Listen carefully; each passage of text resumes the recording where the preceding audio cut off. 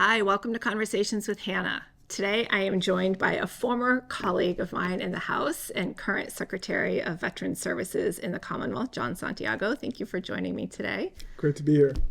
So you are in Shrewsbury today for a very important reason that I want to get to in a few minutes. But first I thought we should talk about sort of your role that you took in the Secretary's Office of Veterans Services, and also who you are and why you're actually so perfectly suited to be in this role. I just introduced you at an event and could have gone on for a very long period of time about all of the various things that you have done and currently do in your life.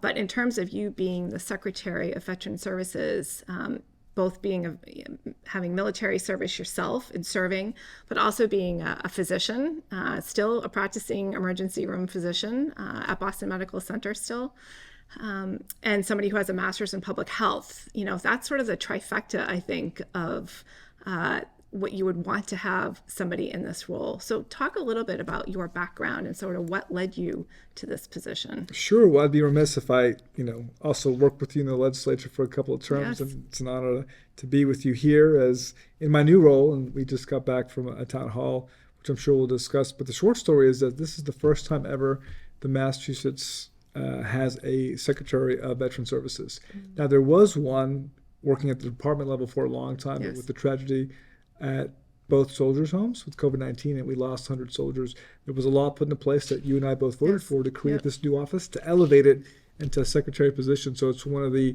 now 11, I believe, cabinet secretaries.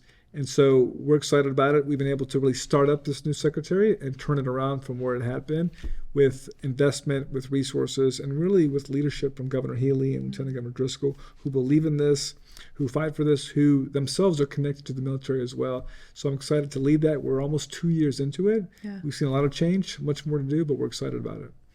You mentioned earlier at the event that we were at that both the governor and lieutenant governor have strong connections to the military. Governor Healy was born, I think, in Baltimore in a military hospital. And Lieutenant Governor, her dad, I think, was in the Navy. Actually, one of the funniest lines from getting sworn in was when the lieutenant governor was giving her speech and gave a shout out to her dad, who was up in the gallery, saying that they would have a strong shot of Johnny Walker Black Label that night together. And I thought it was just so personal, but really made her as she is. She's such a great person and so real, as is Governor Healy. So clearly, this is something that means a lot to them personally. And you mentioned earlier today that the governor had called you when you were deployed to talk about this position with you. Yeah, so I was deployed at the time. We were wrapping up session. I got deployed to Syria at the time. I'm a physician in the Army, an emergency room doctor, and I was based in Syria. There's about 1,000 soldiers in Syria, even today. And she called me, and we had a conversation about the administration, with the future, and her vision for veteran services. And she cares, as we mentioned, she has a personal connection to the military, so does the LG.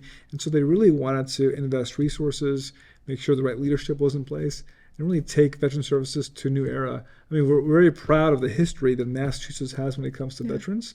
Obviously, there was a significant issue at Holyoke and Chelsea. But after thinking about it and some conversations with her and other folks, I made the decision to jump on board and support her and her vision for veteran services. And we've been able to do some amazing things, from turning around both homes and building a new one in Chelsea, getting the funding to build a new one in Holyoke, really improve the standard of care at both homes, and just invest in our services. I can confidently tell you that we are investing more in veteran services than ever have before in the Commonwealth, and that we're engaging more veterans than we ever have before. That's wonderful. And you also, I believe that the folks leading both Holyoke and Chelsea also have appropriate backgrounds to be That's right. leading this. So part of the issue at both homes was just a lack of accountability. Today, both homes now are licensed by the Department of Public Health, and both homes now are operated by people who are licensed to run nursing homes. That was never the case before. And so this professionalism, this enhancement of services goes a long way. And it goes a long way in terms of the outcomes. I mean, there's been a decrease in the number of falls at Holyoke. We see quality programs that are coming up in Holyoke and Chelsea.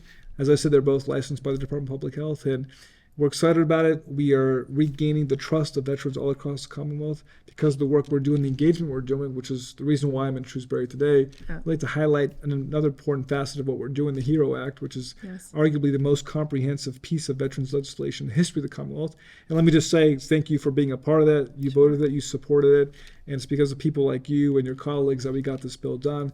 The governor came out with a fantastic set of proposals. You and your team in the House added some more. The Senate added some more, and it made this very comprehensive bill.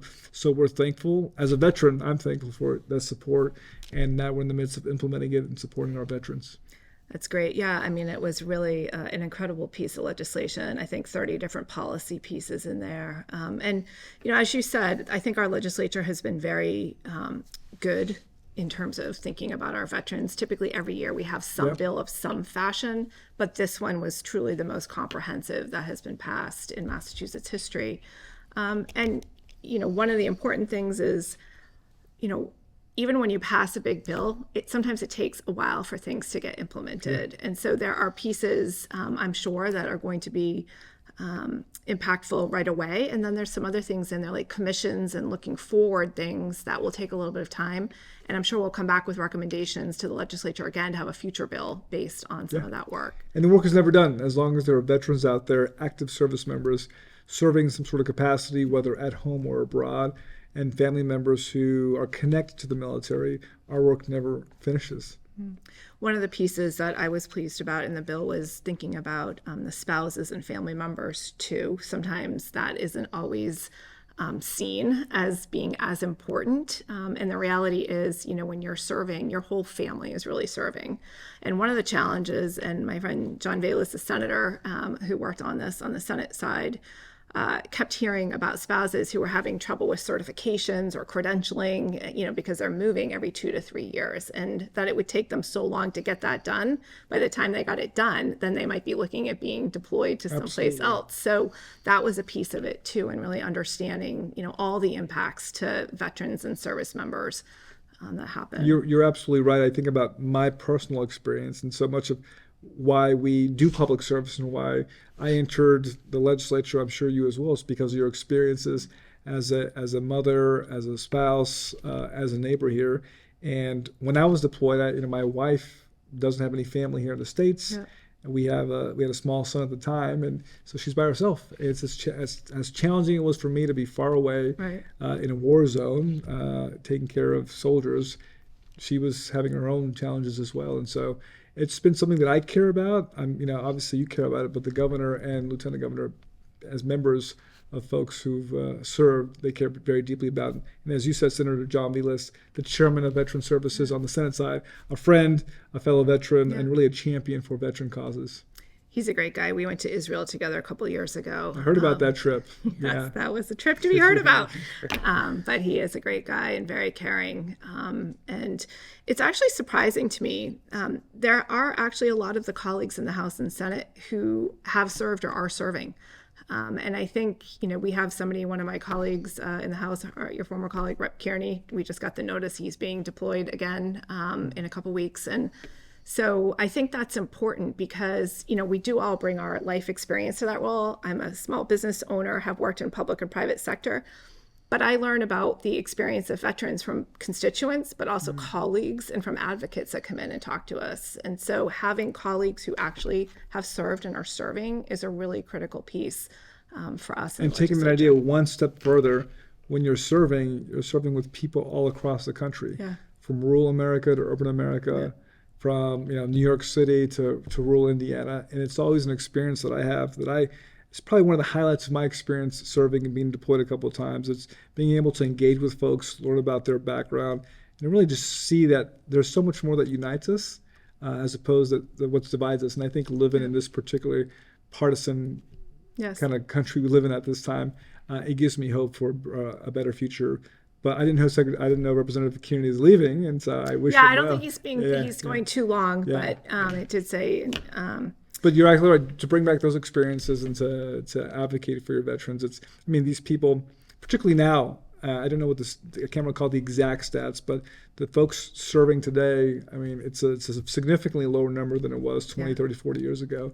But we still have to remember that we still have thousands of soldiers and sailors and Marines and airmen living in different countries, Yes. deployed in hazardous environments and away from their families, particularly right now during the holidays. Yes. And so it's important that we remember them, that we honor them, that we recognize them. And that was really the goal of the HERO Act. And that's what I know that we care about in the administration, but also the legislature. And, we're here today in Shrewsbury really talking about those provisions and how we're honoring and recognizing our veterans. One piece that I don't think it's talked about enough, too, is when people come out of their military service, we want to keep them here in the Commonwealth. We want them to come here to live in the Commonwealth. Incredible experience that has gained in the military in so many different ways, particularly here with some of the companies that have spun off out of, Hanscom Air Force Base through the years. The Route 128 has always been an incredible area for development of technologies and things that are used in the military. So, economically, we want to be a state where people who are coming out of the military want to come and live because they're going to have a great sort of second career if they're out early enough, and to use those skills and experiences gained from their military service. Building on that in the Commonwealth, thanks to Governor Healy and Lieutenant Governor Driscoll with the military task force that we have, looking at opportunities, whether it's organizations or companies that have contracts with the DOD. Yep. There's actually about 1,000, I believe, across New England that are investing here, that are creating jobs, creating the new technologies for tomorrow, and that we want to be sure to be a part of that new development. Yeah. One of the first jobs I did when I worked at Mass Development years ago, when Fort Devens was closing and had to work on the redevelopment plan. And it was really incredible, the economic impact of a base closure. But now when you go up there, it is a really incredible community that's happening.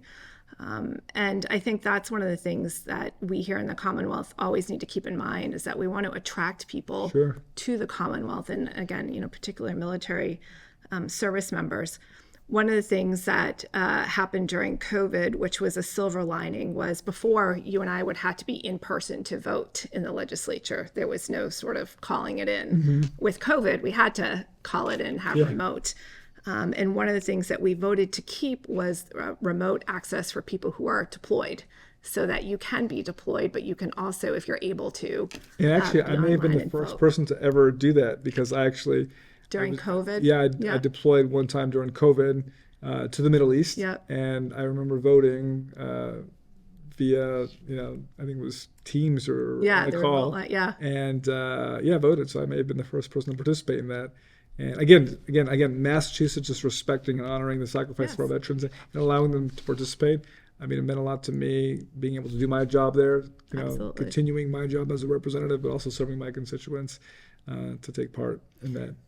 So tell us more about what is within Veteran Services. What is the work that Veteran Services does? So our goal is to be the primary advocate for veterans all across the Commonwealth, right? Mm-hmm. And so we do a variety of different things. First of all, we manage 2 veteran homes, which are effectively long-term care facilities, one at Holyoke and one at Chelsea. Now, these are 2 Massachusetts veteran homes. They provide long-term care services for veterans who serve in the military, but they're not just for people who live in those areas. They're theoretically for everyone who lives in the Commonwealth. Yes. And that's what we've been focusing a lot of our work in.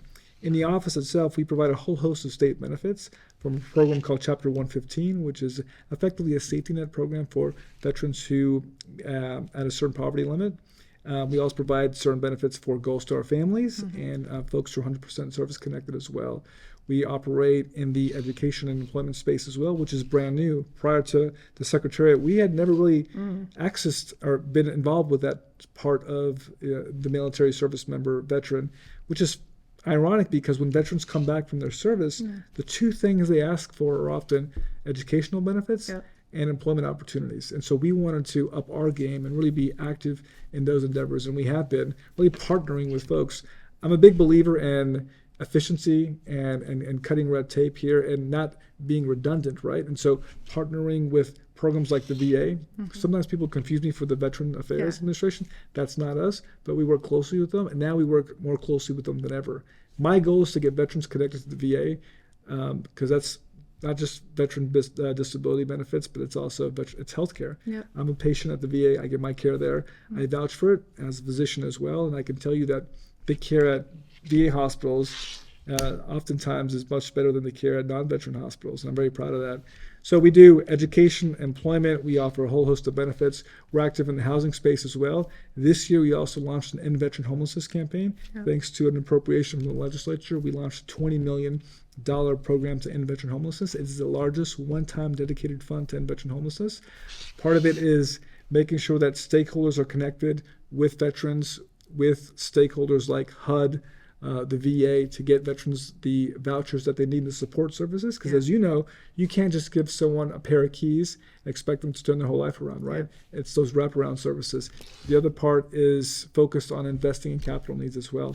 So whether it's homelessness, education, employment opportunities, we also do a bit of work in the peer-to-peer space. Mm-hmm.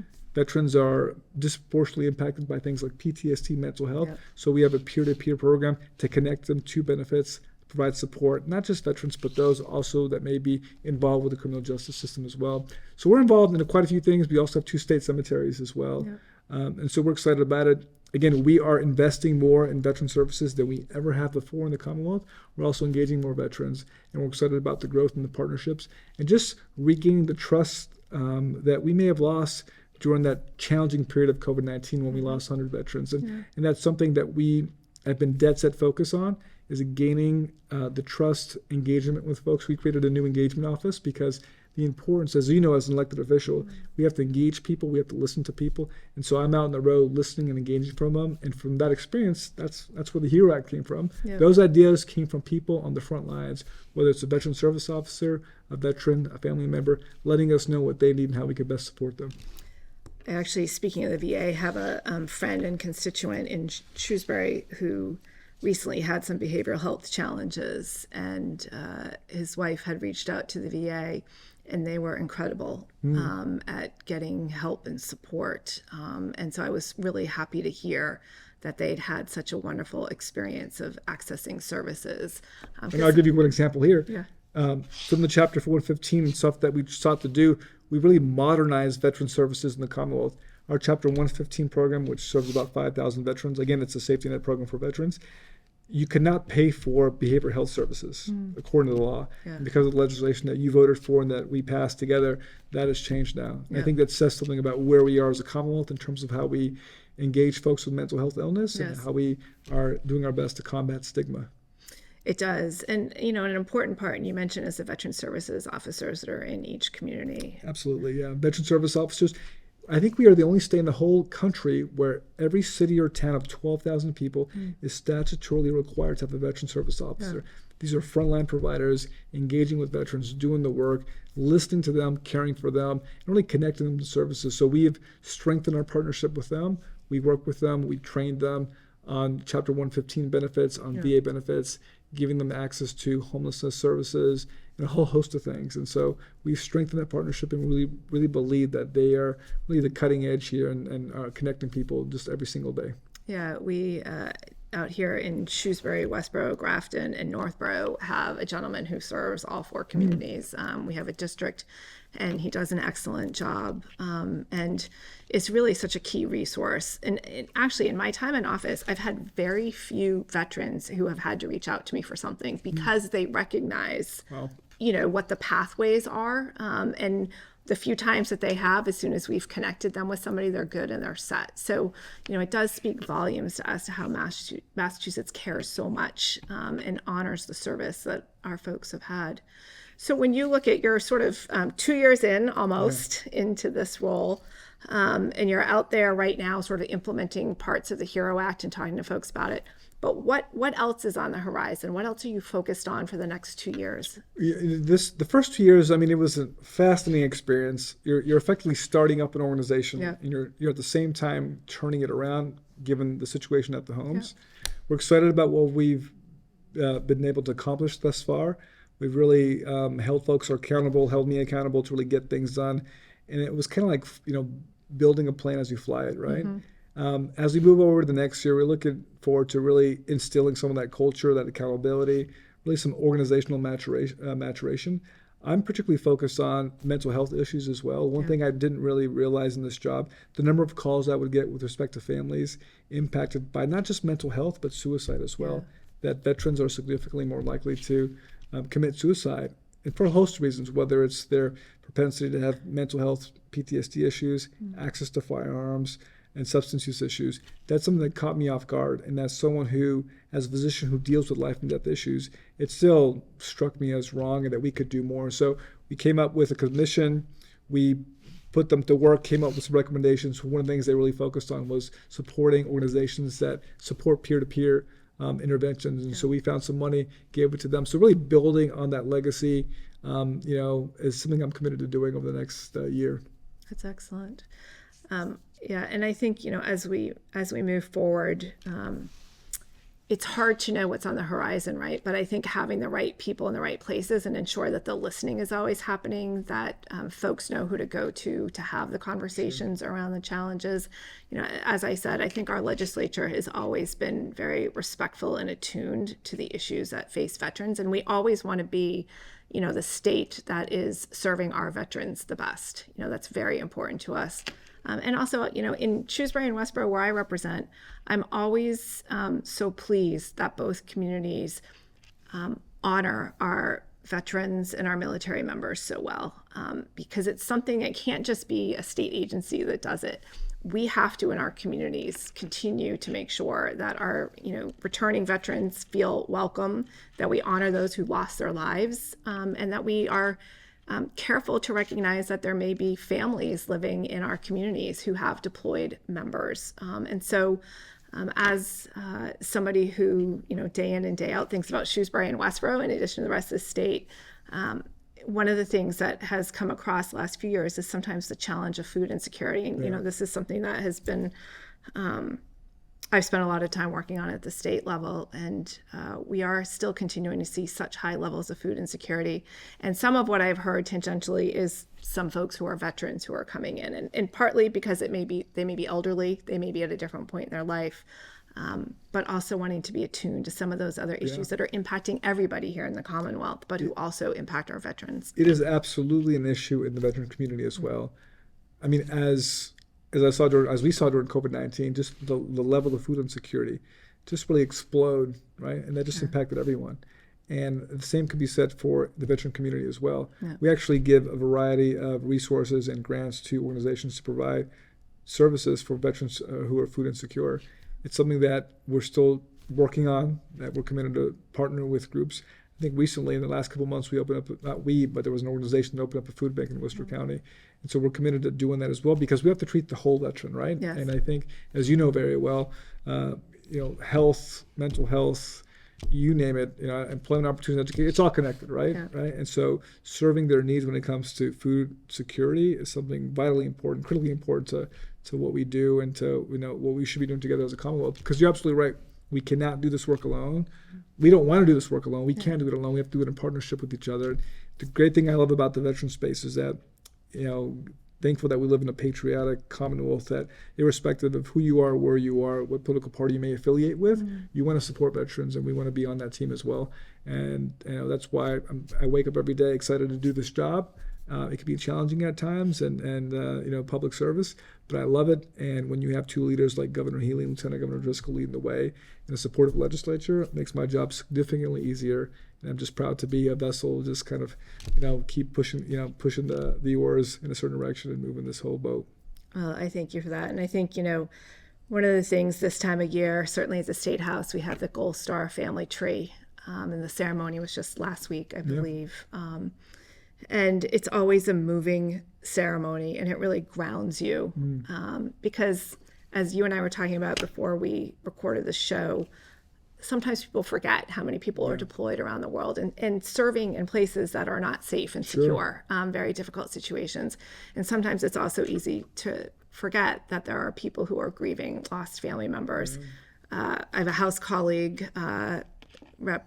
Steve Zaros, who is a Gold Star father. And so that sort of keeps it present for me, sits behind me, and I think about that a lot. But the tree in the State House and having families come in, I think it's very much part of the significant role that we can play at the state in saying, we honor you, we remember you, we know that you may be dealing with loss. This time of year can be particularly difficult. It's a moving event for sure. And I don't want to use the word celebration, but it is really just a reminder of the importance of these people to to them. And it's not just those we lose at war or abroad, right? It's also the invisible wounds of war, people who, lost the battle to mental health and committed suicide. So it was a touching ceremony. And before that event, we actually get to spend some time with some of the more recent Gold Star families, just to hear about their loved ones and really, and it's very meaningful to those of us who participate in that. And that, it's a very moving ceremony. Well, on behalf of the colleagues in the House who miss you, we're very thrilled to see the work that you're doing over there. You guys are doing a terrific job, and I think have really elevated the work that needed to be done. Certainly coming out of COVID, but also just a resetting of what the expectations are across the Commonwealth for our veterans. And appreciate that we'll have more work to do together in the next 2 years and beyond.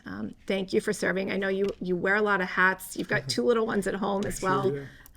But I can't think of anyone to better service in this role than you and your background and experiences. So thank you so much for the invitation. It's great to be here with you today, but also earlier today in this town hall with your constituents in your community, really learning about the work that they're doing and that you're doing to support them. So thank you for the invitation. Welcome, my friend.